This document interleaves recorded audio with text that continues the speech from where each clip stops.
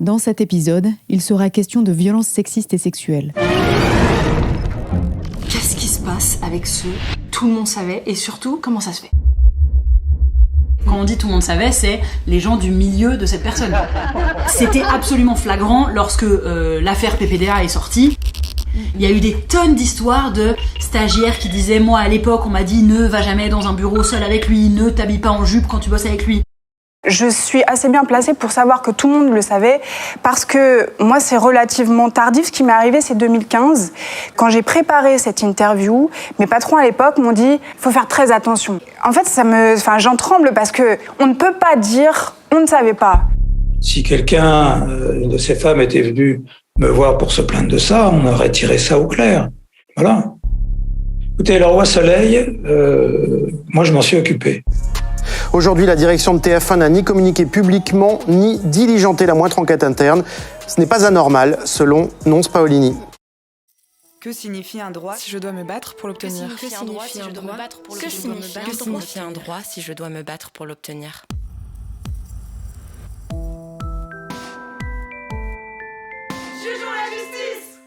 Bonjour à toutes, vous écoutez Jugeons la justice, pas les femmes, un podcast écrit et produit par la VFT Libres et Égales pour outiller les victimes de violences sexistes et sexuelles au travail. Épisode 9, sur qui s'appuyer en interne pour se défendre. J'avais des menaces de collègues en fait, qui me disaient que je pouvais plus me garer dans les parkings dans les premiers niveaux. Les parkings étaient très mal fréquentés. Et là, on me dit, bah non, tu peux plus te garer au niveau où c'est à peu près sécuritaire. Il faut te garer tout en bas parce que il y a des agents qui ont dit qu'ils allaient rayer ta voiture, crever tes pneus. Parce qu'en fait, on t'attaque à se maîtrise.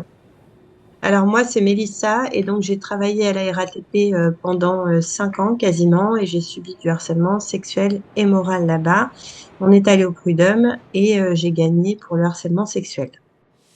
Autant le dire tout de suite, à la VFT, nous n'entendons pas beaucoup de récits où les collectifs de travail ont su se montrer solidaires des femmes qui dénoncent les violences dont elles sont victimes. Au contraire, ces travailleuses sont souvent isolées, tandis que l'agresseur bénéficie du soutien de ses collègues. Elles rencontrent généralement les plus grandes difficultés à obtenir, par exemple, des attestations de la part de leurs collègues qui ont été témoins directs ou indirects des violences qui leur ont été infligées. Soit parce que ces collègues considèrent que c'est un risque trop grand vis-à-vis de leur emploi, soit même par principe. Moi, j'ai subi donc du harcèlement sexuel et moral à la RATP et ça a commencé en fait déjà avec un environnement qui était complètement sexiste parce que il y avait sans cesse des propos à connotation sexuelle, sans cesse des « ma chérie »,« viens là mon petit poussin », ça te sautait dans les bras, des gestes parfois entre eux qui étaient limites.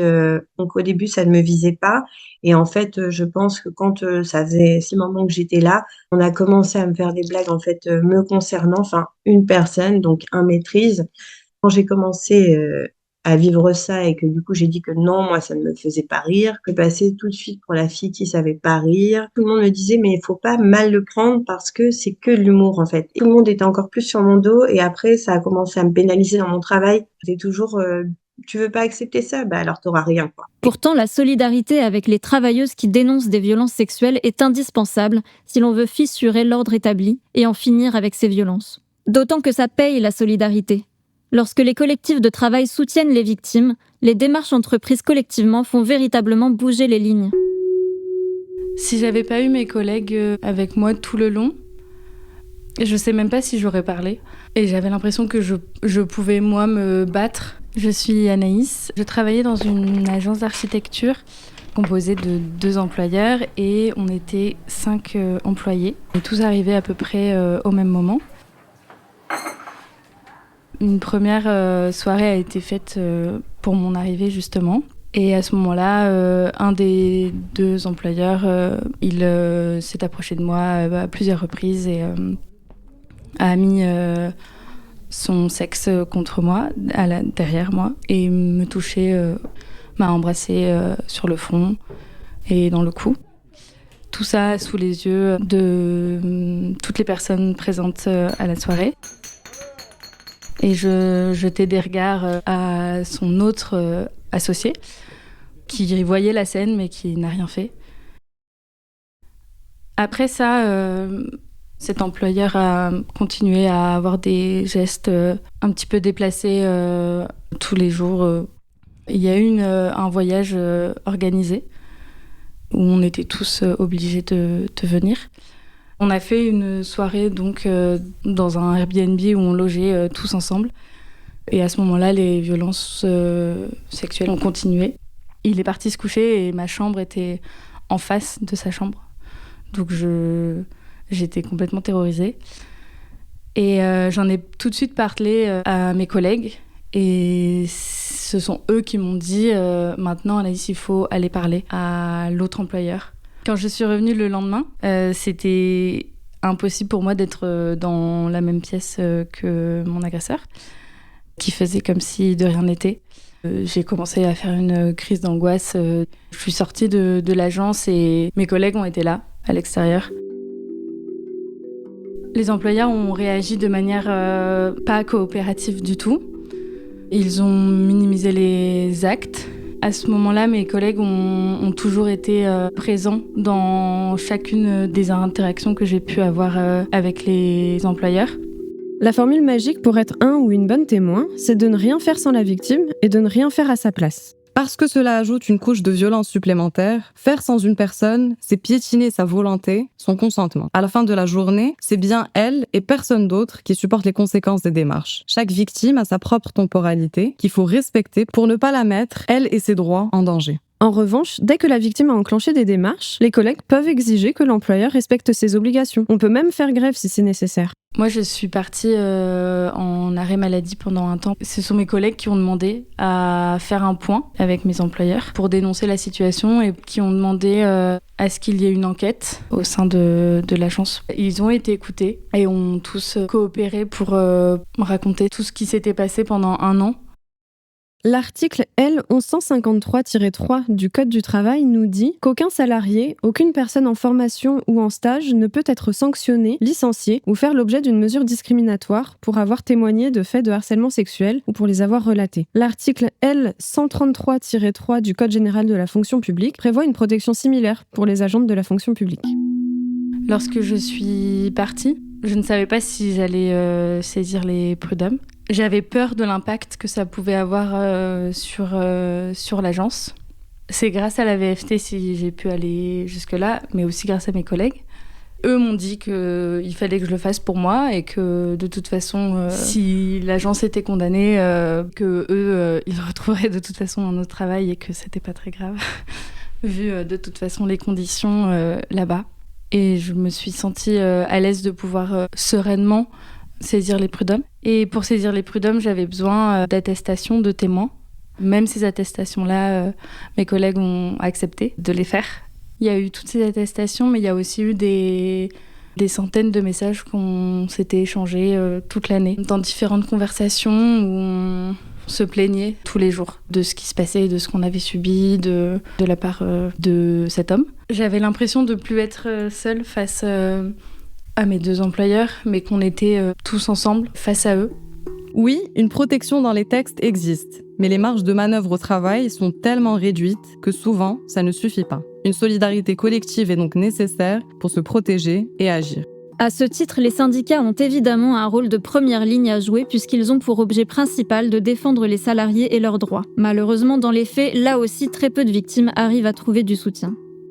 Ce récit est concordant avec ce que révèle l'enquête commandée par la Défenseure des droits en 2014 à l'IFOP sur le harcèlement sexuel au travail. Seuls 13% des victimes se confient à des syndicats ou représentants du personnel. Parmi les travailleuses qui saisissent l'AVFT, elles sont nombreuses à exprimer une méfiance envers des élus. Et quand on les écoute, les raisons de cette méfiance sont limpides.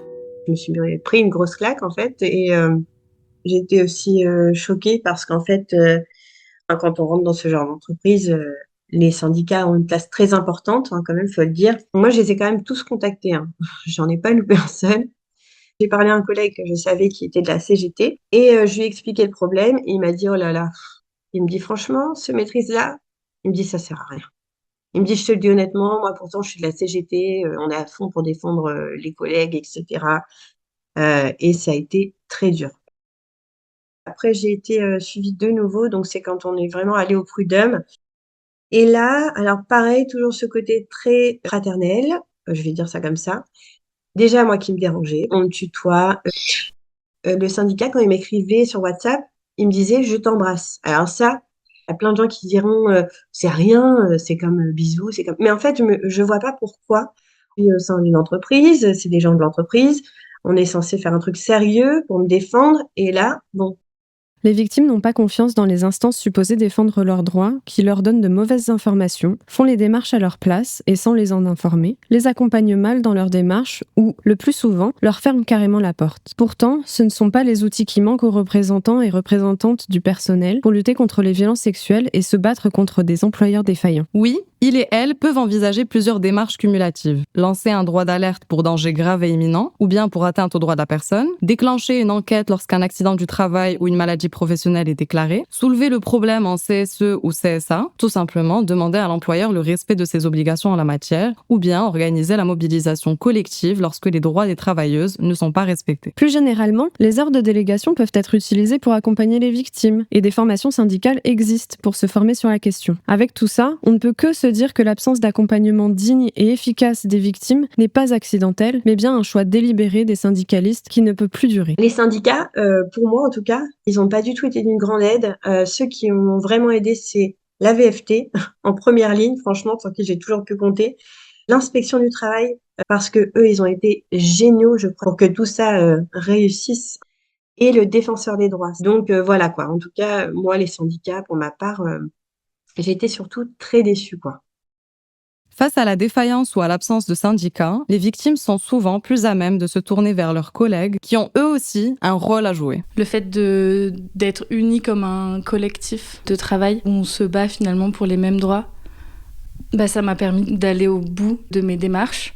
Aujourd'hui, l'agence a été condamnée pour harcèlement sexuel et ils ont été condamnés également pour l'absence de prévention. Mais aujourd'hui, l'agence a fait appel, donc on est en attente de ce jugement en appel. Pouvoir compter sur les autres n'est pas seulement bon pour le moral des victimes de violences sexistes et sexuelles au travail, c'est tout simplement indispensable pour que les victimes ne perdent pas leur emploi, mais surtout pour défaire les mécanismes d'oppression qui permettent aux violences de se reproduire encore et encore à l'intérieur d'un collectif de travail. Dans le prochain épisode de Jugeons la justice, pas les femmes, nous verrons que les victimes peuvent également s'appuyer sur des personnes externes à la structure de travail. Merci de votre écoute.